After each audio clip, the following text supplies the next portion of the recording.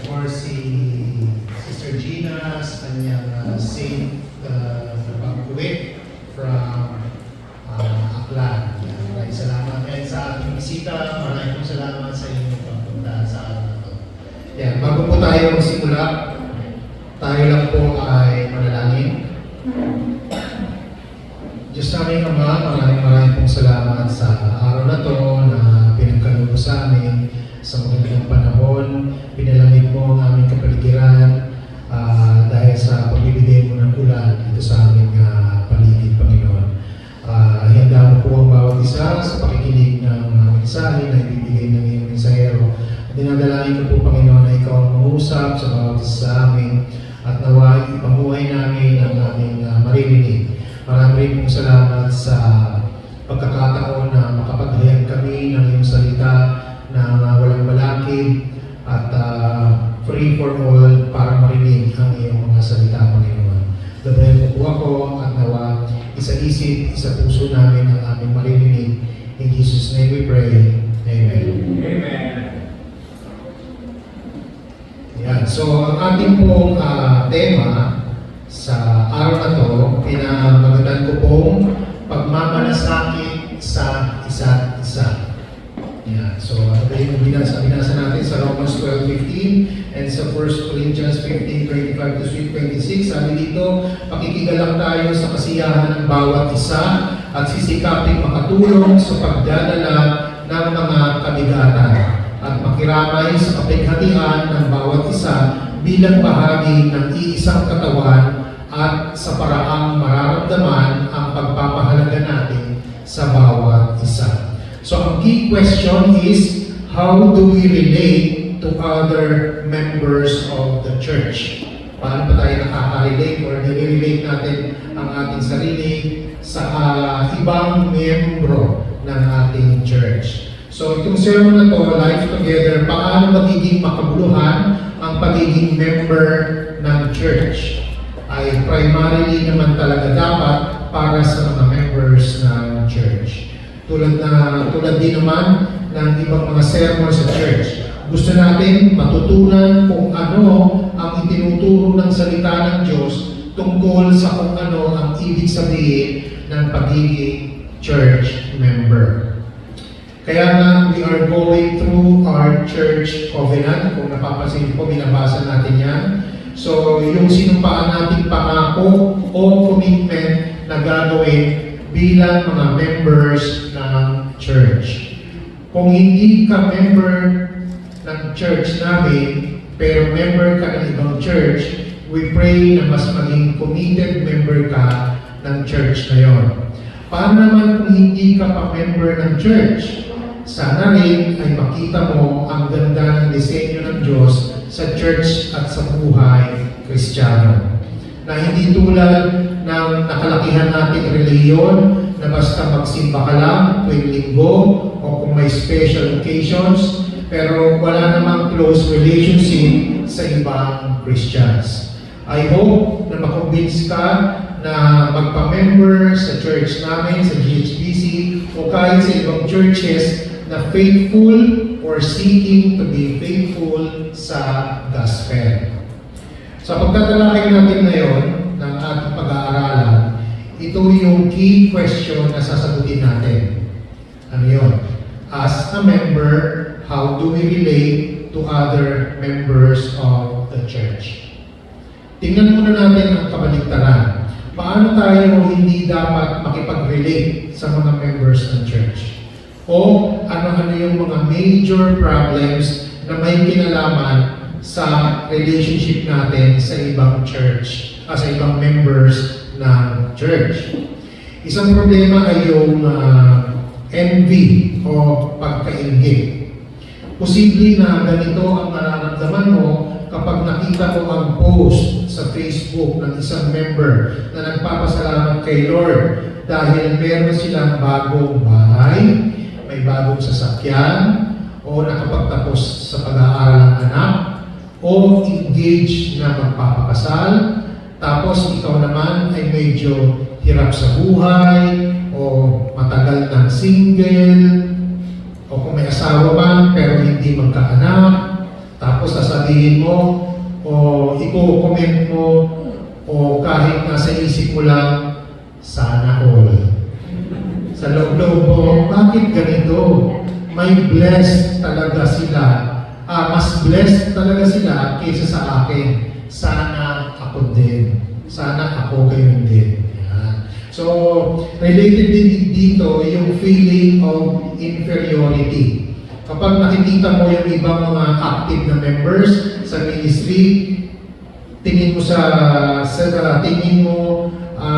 lang yung mga spiritually gifted. Feeling mo sa sarili mo ay hindi ka naman mahalaga o hindi naman ganon kahalaga sa church. Sa isip mo, kapag nawala naman ako ng matagal sa church, baka hindi naman nila maramdaman.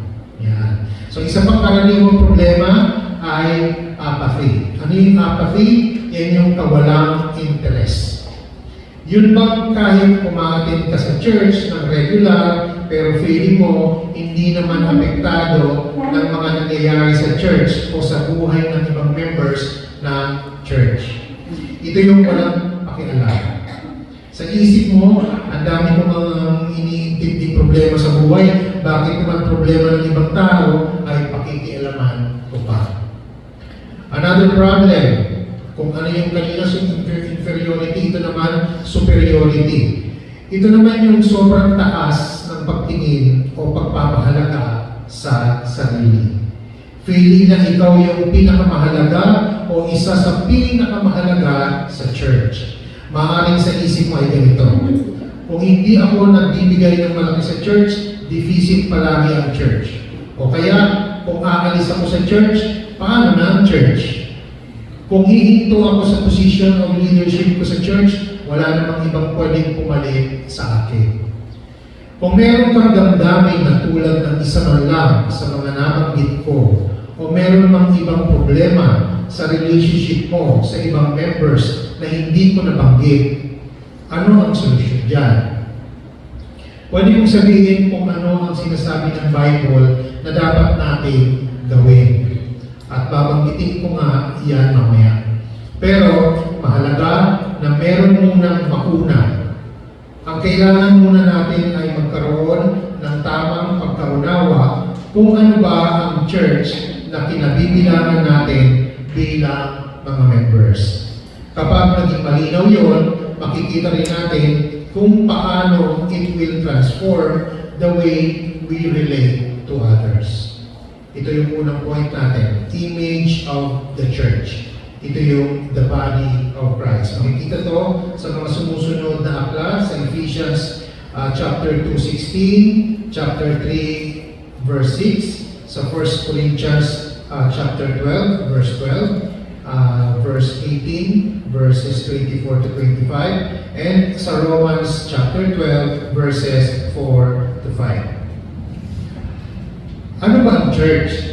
Sabi, sa New Testament, para mas matutunan natin ang sagot sa tanong na yan, gumamit ang Diyos ng maraming iba't ibang images o larawan to describe at least one aspect of the church. Tulad ng temple of the Spirit, o flock of God, o bride of Christ, or household of God, or God's building, at marami pang iba. Bawat isa sa mga larawang ito ay mayroong kontribusyon para mas mabuo ang pagkakaunawa natin kung ano ang church. Ano ang relasyon natin sa Diyos at paano tayo makikipag-relate sa bawat isa. At isa sa mga major images sa New Testament ay yung church as body of Christ o katawan ni Kristo. Tingnan natin ang ilang mga passages na tumutukoy sa church bilang isang katawan. Pero hindi ibig sabihin na sa bawat pagkakataon ay pare-pareho ang kahulugan nito. Posibleng may pagkakahawig, pero meron din mga pagkakaiba. Merong ibang binibigyang diin, depende sa konteksto. Pwede ang tinutukoy nito ay local church o pwede ang universal church. Isa itong mahalagang tandaan sa pag-aaral ng Bible, lalo na if we're doing word story. Kung ano ang ibig sabihin ng isang salita tulad ng salitang katawan. Hindi pwedeng dictionary definition lang. Kailangan natin tingnan ang konteksto nito para malaman kung paano ito ginagamit ng sumulat. Si Apostol Pablo in many cases at kung ano ang gusto niyang iparating na mensahe. Dito po sa Ephesians, ang context ay tungkol sa gospel reconciliation. Dapat sa ginawa ni Kristo sa krus, tayo ngayon ay naibalik sa malapit na ugnayan sa Diyos. Pero yung reconciliation o peace na ito ay hindi lang vertical dimension. Meron din horizontal.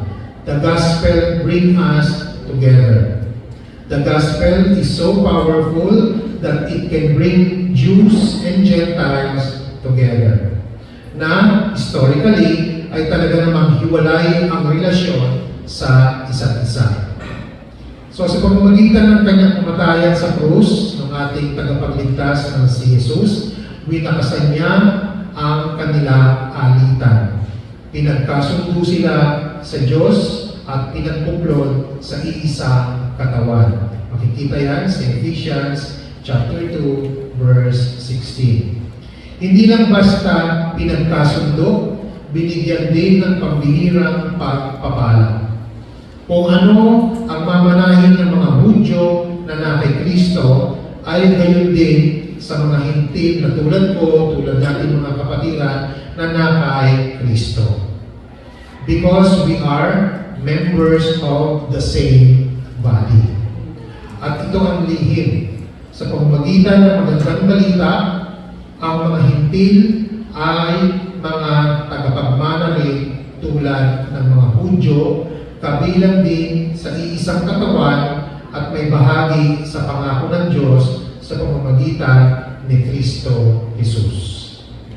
Sa 1 Corinthians chapter 12 naman, makikita ang pinaka-extensive use ni Paul ng body metaphor.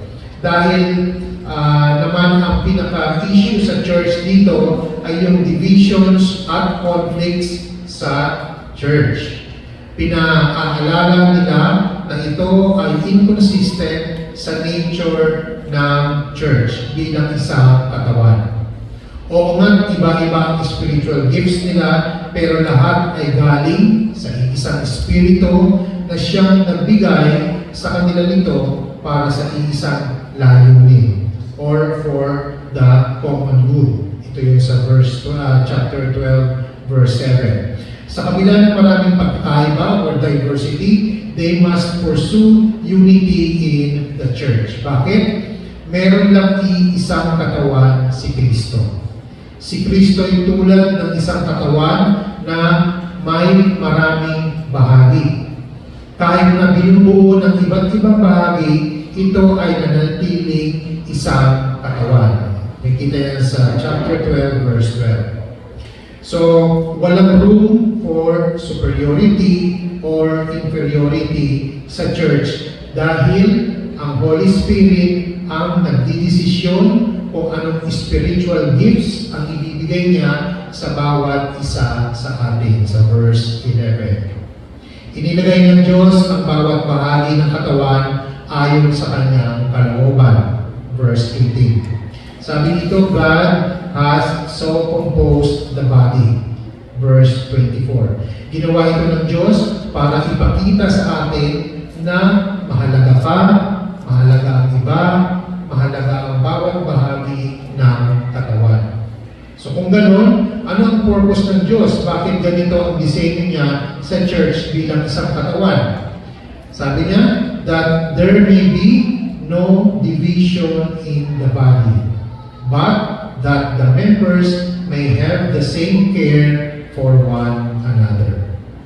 Verse 25. Dito po sa Romans 12 naman, similar din sa 1 Corinthians 12, pero merong additional twist. Pakinggan nyo.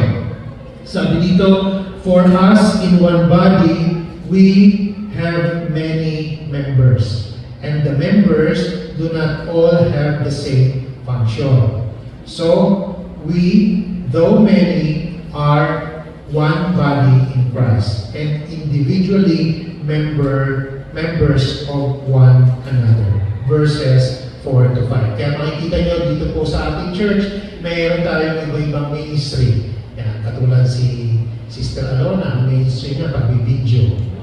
Yan, amen, Sister Alona. So, dalawa video baka next month, tatlo na yan. Kasi kung una ko lang nakita isa, ngayon dalawa na, baka bukas, tatlo na yan. Yan, amen. So, yun lang po. So, encouragement. So, yan ang gamitin ng bawat isa, iba't ibang kaloob na meron tayo para sa paglilingkod sa bawat isa. Pero pansinin nyo yung sinabi niya sa dulo, sabi dito, we, though many, are one body in Christ, and individually members one of another. Sa Tagalog, tayong lahat ay bahagi ng isa't isa, hindi lang bahagi ng isang katawan, kundi bahagi ng isa't isa. Ayon kay Paul Minier, medyo mas mahirap ito na i-visualize. Sabi dito, each person is not only a member of the one body in Christ, he is also within the same body, a member of all the other Christians, and all of them are members of him. Hirap, no? So Paul wanted to stress the interdependence of the members, and it is this intention which led him to stretch the analogy almost beyond recognition. So from this survey ng mga key texts sa New Testament about the church as body of Christ, matututunan natin na bawat isang Kristiyano bilang miyembro ng church na katawan ni Kristo ay nakaugnay at hindi mahihiwalay kay Kristo. Nakaugnay at hindi mahihiwalay sa church. Nakaugnay at hindi mahihiwalay sa iba pang Kristiyano. Maaaring hindi ito palaging nakikita o nararanasan o nararamdaman, pero ito ay isang reality, a spiritual reality. So bago natin tingnan kung ano ang kaugnayan natin sa isa't isa, mahalaga na alalahanin natin at pagkulayan natin ang kaugnayan natin kay Kristo. Ito po yung point dito. Sabi dito, the church intimacy with Christ as His body. Makikita itong mga to, itong sinabing to, the church intimacy with Christ as His body, sa 1 Corinthians 12:12, sa Acts 9, chapter 9, verse 4, at sa Mateo 25, verse 14.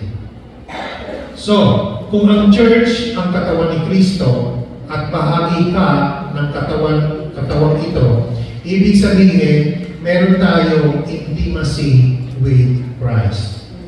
Ito yung union of Christ and the church.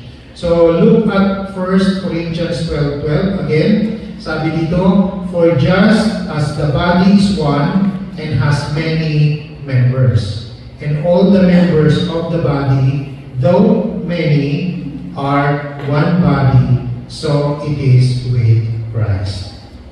Hindi ito sinabi na si Kristo ang ulo ng katawan. Sa ibang passage yun, ang stress dito ay si Kristo mismo ang tinutukoy na katawan. Hindi rin sinabi ni Paul na yung one body with many members ay yung church. Although totoo yun. Pero ang stress niya na one body with many members ay si Kristo. Ang katawan ni Kristo ay nasa langit. Simula nang siya umakyat pabalik sa langit after His resurrection. Pero because of the church union with Christ, ang katawan ni Kristo ay nasa lupa rin. Sa pamamagitan sa pamamagitan ng church. Ang church ay hindi lang representative ni Kristo sa mundo. Christ so identified with the church na sinasabi niya na ang church ay katawan niya.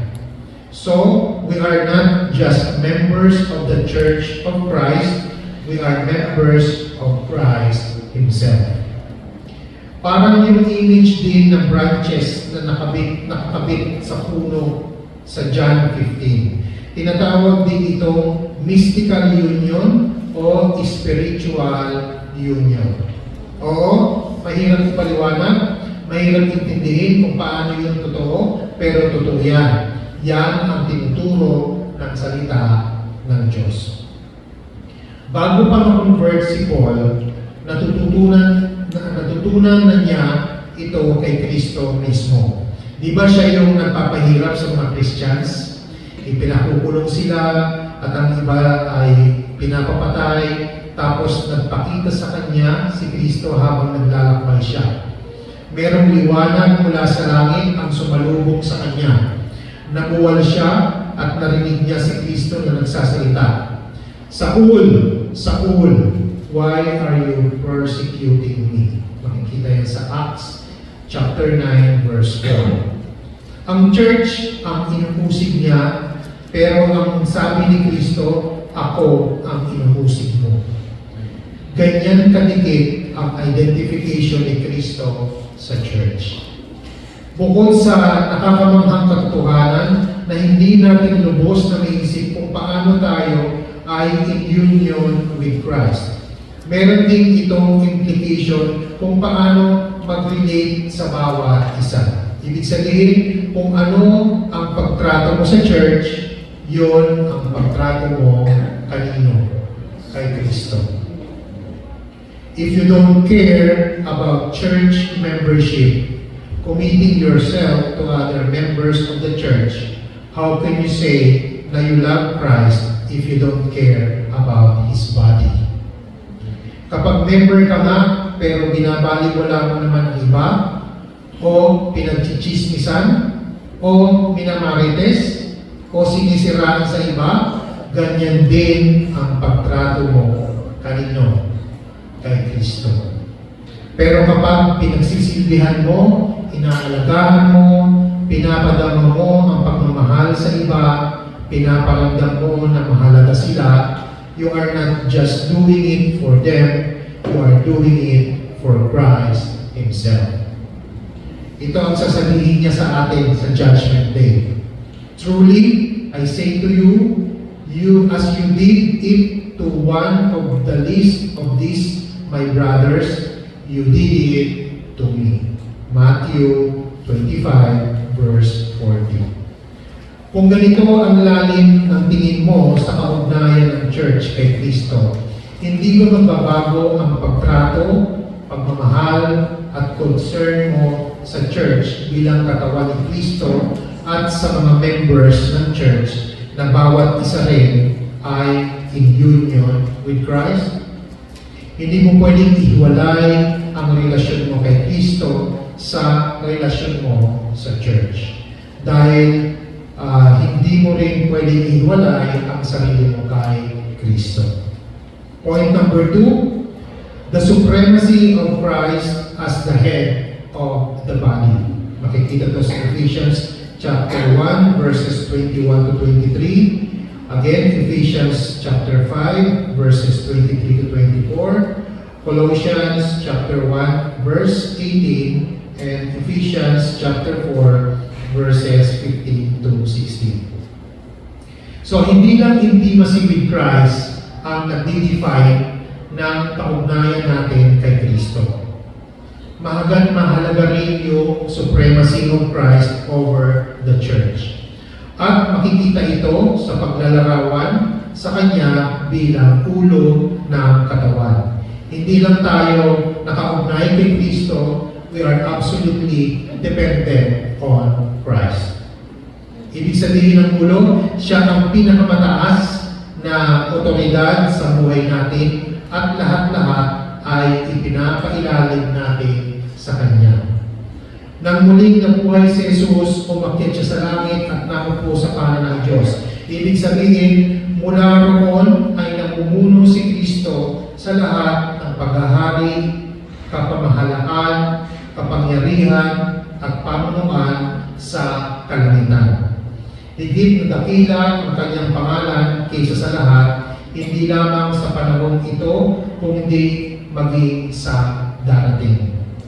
Ipinailalim ng Diyos sa paa ni Kristo ang lahat ng bagay at ginawa siyang ulo ng lahat ng bagay para sa Iglesia na siyang katawan ni Kristo, ang kapuspusan niya na pumupuno sa lahat ng bagay. Ephesians chapter 1 verses 21 to 23. Kung lahat ay nasa ilalim ni Kristo bilang ulo, ibig sabihin, ang proper response natin ay submission to Christ in everything. Ito yung point ni Paul na sinulat niya tungkol sa pagpapasakop ng babae sa asawang lalaki. Sapagkat ang lalaki ang ulo ng kanyang asawa, tulad ni Kristo na siyang ulo ng Iglesia na kanyang katawan, at siya ang tagapagligtas nito. Ephesians chapter 5 verse 23. Sabi niya sa verse 24, the church submits to Christ. Bukod sa pinakamataas na otoridad sa church, kung si Kristo ang ulo, ibig sabihin siya rin ang buhay at pinanggagalingan ng buhay natin. Siya ang una sa lahat at ang buong sangsinukob ay nananatiling nasa kaayusan sa pamamagitan niya. Siya ang ulo ng Iglesia ng kanyang katawan. Siya ang pasimula, siya ang panganay na binuhay mula sa kamatayan upang siya ay maging pangunahin sa lahat. Colossians chapter 1 verses 17 to 18. Siya ang pasimula ng lahat, siya ang pasimula ng church. Ang buhay natin ay galing sa Kanya. Kung wala siya, patay tayo. Kung ang katawan ay puputulan mo ng ulo, sigurado patay. Kung si Kristo ay tatanggalin mo sa church, you have a dead church. Ang church na pinubutan ng ulo ay isang bangkay na church. Pero kung tayo ay nakaugnay kay Kristo, our head and our life, His life is flowing to us. Sa pamamagitan ni Kristo na siyang ulo natin lahat, ang buong katawan ay pinag-uugnay-ugnay ng mga kasupasuan na mula rin sa Kanya. Ephesians chapter 4 verses 15 to 16. So kung si Kristo ang ulo ng katawan, ano ang implikasyon nito for how we relate to each other sa church? Hindi na tayo pwedeng magdesisyon ayon sa sarili lang nating interest o agenda. And that's the reason why dito rin sa church natin, we have members, we have officers. Hindi lang isang tao ang nagdidesisyon. So, ganun po siya. We submit to Christ on how we relate to other members of the church. We help each other na mas maging malapit kay Kristo. We speak the truth, Christ Himself, in love to one another. Ephesians chapter 5, verse 15 and verse 21. Ang layunin natin sa relasyon sa isa't isa ay hindi lang yung makipag-bonding tayo ng sobra-sobra hanggang maging sobrang close na tayo sa isa't isa. Ang goal natin ay maikabit at mailapit ang bawat isa kay Kristo. Hindi natin pwedeng tanggalin si Kristo sa church, sa preaching, sa discipleship, sa worship service, sa lahat-lahat. Kapag pinutulan natin ng ulo ang katawan, kaguluhan at kamatayan ang kahihinatnan nito. We learn best how to relate to each other as members of the church if we pursue Christ above all and commit to keep Him central to our church. Next point, ito yung caring for one another as member of the body. Again, caring for one another as member of one body. Makikita itong nabanggit ko sa mga sumusunod na aklat. 1 Corinthians chapter 12 verses 25 to 26, Philippians chapter 4 verse 1, 1 Thessalonians chapter 2 verses 7 to 8, Romans chapter 12 verse 10, verse 13, verse 15, and Romans 15 verses 1 to 3, Galatians chapter 6 verse 2 and Colossians 1 verse 24. So ngayon, kung klaro sa atin na ang pinakamahalaga sa church bilang katawan ni Kristo ay yung kaugnayan natin kay Kristo, our intimacy with Christ and His supremacy over the church. Ang magiging resulta nito ay mas matututunan natin kung paano makipag-ugnayan sa mga members ng church. Ang response natin are caring for one another as member of one body of Christ. Malinaw ito na sinabi ni Paul na purpose ng Diyos bakit dinisenyo niya ang church ng katawan ni Kristo. That there may be no division in the body, but that the members may have the same care for one another. If one member suffers, all suffer together. If one member is honored, all rejoice together. So makikita to sa 1 Corinthians chapter 12 verses 25-26. So upang hindi magkaroon ng pagkakabahabahagi sa halip na magmalasakit ang bawat bahagi sa isa't isa. Kung nasasaktan ang isang bahagi, nasasaktan ang lahat. Kung pinaparangalan ang isang bahagi, nagagalak ang lahat. Ang salitang malasakit dito ay walang eksaktong katumbas na English word. Pero ang salitang ito ay napakalapit sa gustong ipahiwatig ni Paul sa chapter nito. Ito yung you care for someone sa context na to, sa church at sa mga members ng church. Na para bang kung paano ang concern mo sa sarili mo, tama naman kasi bahagi tayo ng isang katawan. Hindi pwedeng hindi ka apektado ng mga nangyayari sa church o sa buhay ng ibang members sa church. Kaya napakahalaga at nakakatuwa kapag may nangyayari sa isang kapatiran, di ba, somehow affected po tayo kasi nasa isa lang tayo katawan. Hindi pwedeng hindi ka apektado sa mga nangyayari sa church o sa buhay ng ibang members ng church. Hindi lang ito tungkol sa nararamdaman natin. Nakakabit sa malasakit yung pakikialam. May concern, may pakialam. Hindi ito yung pakialam na meddling sa buhay ng iba, pero yung meron kang gagawin para tulungan na mapabuti ang iba. So ang kapaligtaran ng malasakit ay yung walang pakialam. So, tanong mga kaibigan, mga kapatid, meron ba tayong pakialam sa ating mga kapwa members? Amen. Kaya nga, sa membership class, palagi namin sinasabi, kung ayaw mo may makikialam sa buhay mo, huwag kang magpa-member sa church. Pero hindi ito makapabuti sa iyo. Kailangan mo na may magmamalasakit at makikialam sa buhay mo. Ang mga membro ng church ay dapat na may malasakit sa isa't isa at may pakialamero. In a good way, syempre. Okay. So, kung member ka ng church, meron kang mga elders, kung meron tayong pastor na magmamalasakit sa iyo, mag-aalaga sa iyo, at gagawin ang lahat para makialam sa buhay mo. Kaya nga, again, kung meron tayong mga members minsan na naglalamig, binibisita natin. Kung may mga members na nagkakasala, binibigyan natin ng advice. Kasi meron tayong pakialam sa kanila. We are one body, ibig sabihin, kayo mga members ng church, ang kagalakan namin. Tulad ng sabi ni Paul sa mga Philippians, my brothers, my joy and crown, my beloved. Philippians chapter 4 verse 1. Sisikapin namin na maalagaan kayo tulad ng isang ama at ina sa kanilang mga sariling anak.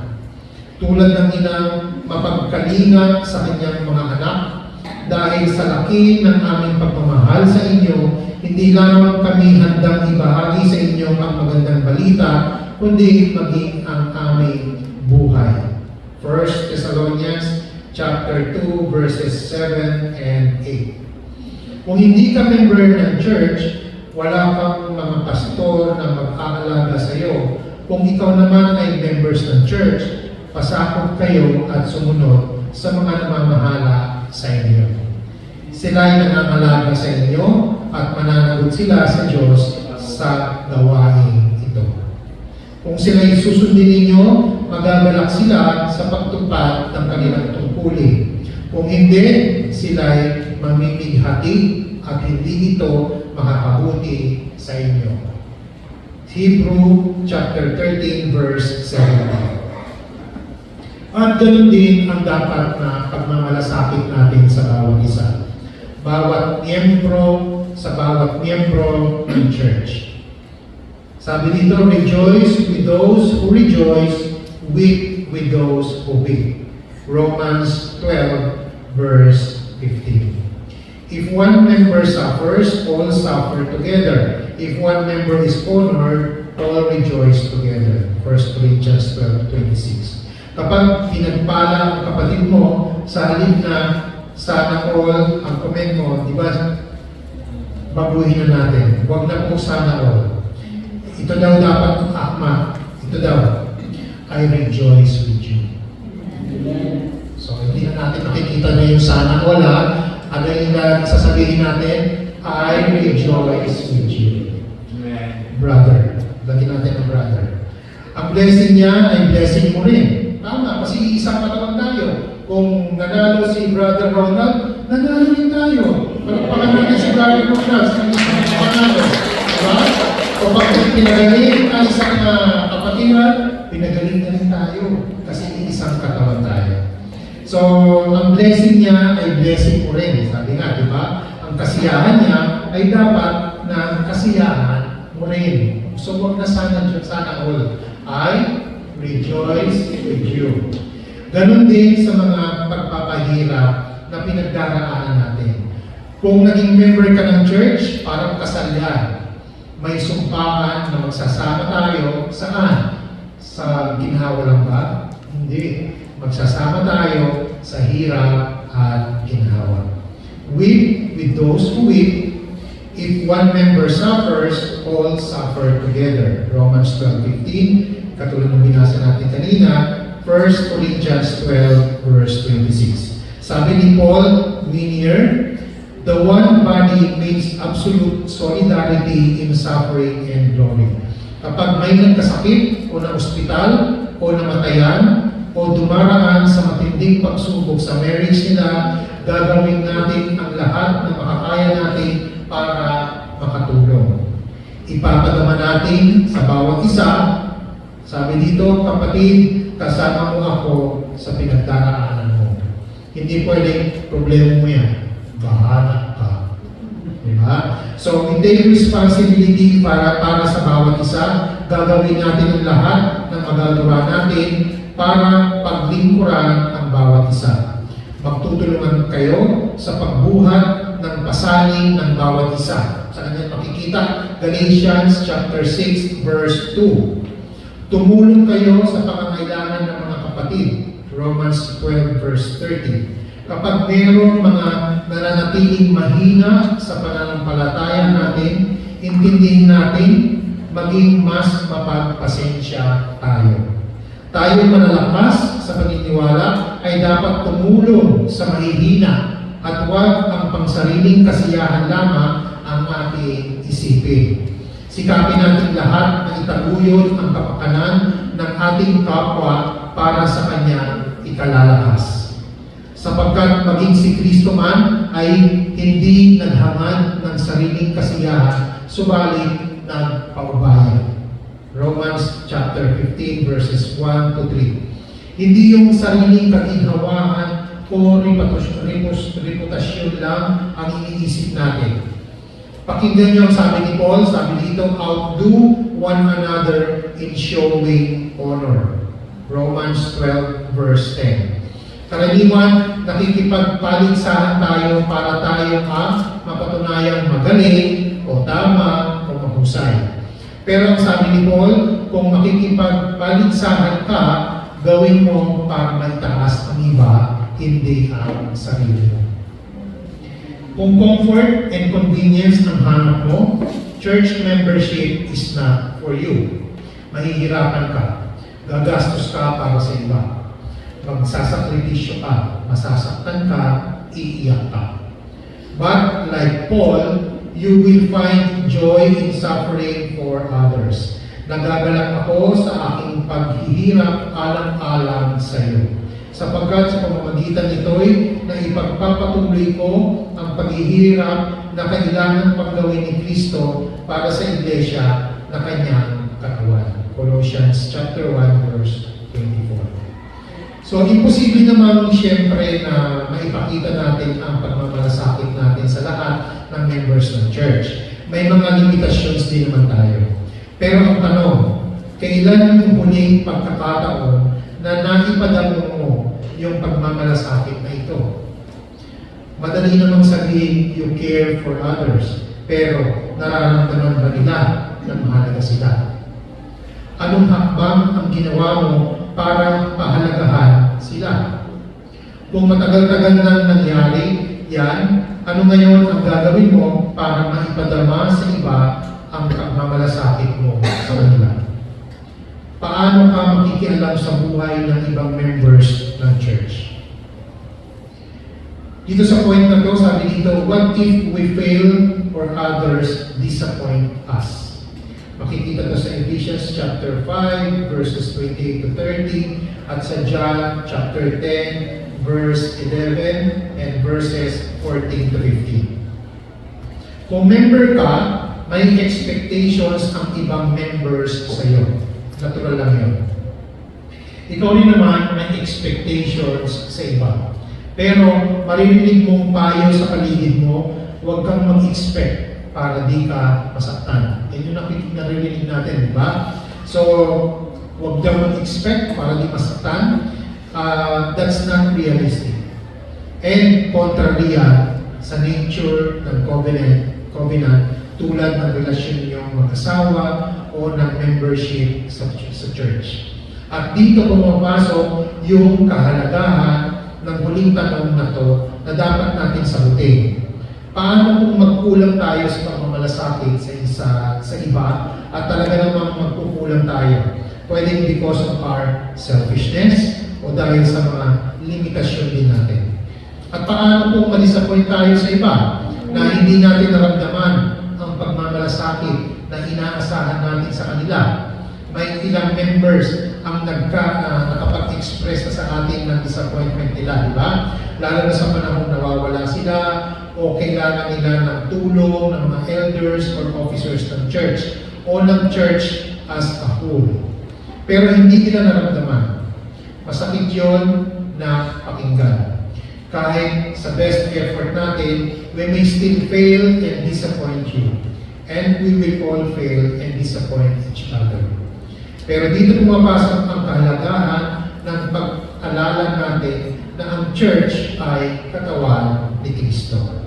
If you will expect siya ang pinaka-aasahan mo, ito ang kanyang katawan, bahagi ka ng kanyang katawan, bakit kanya pababayaan? Tingnan niyo kung paano idinuntong ni Pablo yung admonition niya sa mga lalaki na mahalin ang kanilang asawa sa relasyon ni Kristo sa church.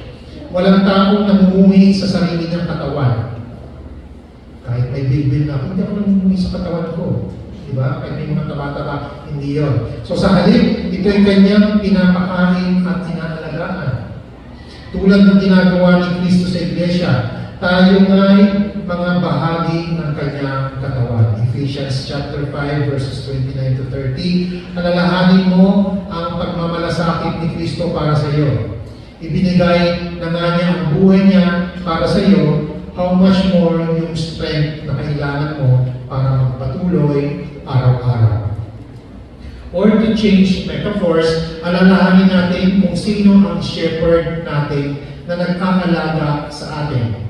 Dito sa Ezekiel chapter 34, pinagalitan ng Diyos ang mga leaders ng Israel na dapat sana sila yung shepherds na nagmamalasakit sa bayan ng Diyos. Pero sarili lang nila ang pinapakain nila at ginugutom ang kanilang mga tupa. Ang may sakit, hindi ginagamot. Ang mahihina, hindi pinalalakas. Ang mga nawawala, hindi hinahanap. Verses 1 to 6. Pero nangako ang Diyos, sabi niya, I will rescue my sheep. I myself will search for my sheep. I will feed them. I myself will be the shepherd of my sheep. Hahanapin ko ang nawawala, ibabalik ang nalalayo, hihilutin ang napilay, palalakasin ang mahihina. Verses 10 to 16. Hindi ba nagkaroon ng katuparan niyan sa pagdating ni Kristo? I am the good shepherd. Sabi yan sa John chapter 10, verse 11 and verse 14. Na kay Kristo ang pagmamalasakit na hinahanap natin. Sa pamamagitan ni Kristo, may ipadarama rin natin ang pagmamalasakit sa iba. At kung sakaling magkulang tayo o madismaya tayo sa iba dahil sa kanila namang pagkukulang sa atin, as always, we look to Christ, the head of the body and the shepherd of the flock. At hindi niya tayo bibiguin kahit kailan. Pero hindi ibig sabihin na kapag nadismaya tayo sa church, sasabihin natin, ayoko na sa church. Kami na lang ni Jesus. Hindi pwede po yun. Hindi mo pwede ihiwalay si Kristo sa kanyang church. At yung pagmamalasakit na ipadadama niya sa iyo, amazingly, gagamitin niya rin ang church for that purpose. His perfect shepherding is often through the imperfect shepherding of the Christ. Ang perpektong pagmamalasakit ni Kristo ay karaniwang ipinararanas sa atin sa pamamagitan ng di perpektong pagmamalasakit ng mga kasama nating miyembro sa church. That's truly amazing. Okay, tayo po manalangin. Maraming pong salamat, Diyos namin Ama, sa iyong mga salita na kapag kami ay makipag-isa, makipagkaramay sa isa't isa, dahil kami ay pinag-isa mo sa pamamagitan ng katawan ni Kristo na aming tagapagligtas. Turuan mo kami palagi, Panginoon, na matutong makiramay sa mga kapatiran kung sila man ay may dinarama at ganoon din naman sa kanilang kasiyahan. Huwag po kayong magsawa na kami ay gabayan ng patuloy na sumunod sa mga utos mo ito. Ikaw po ang patuloy na magbigay sa bawat isa sa amin na magpalakasan sa isa't isa kung kami man ay nanghihina at huwag kami maging dahilan upang ang aming mga kapatid ay manghihina dahil sa amin. Patuloy mong pagtibayin ang aming mga pagsasamahan sa GHBC o Diyos at maging matatag kami sa bawat isa kung mayroon man sa amin nangangailangan ng tulong. Salamat po Diyos sa mga salita mo at gawin namin itong sandalan sa aming mga problema.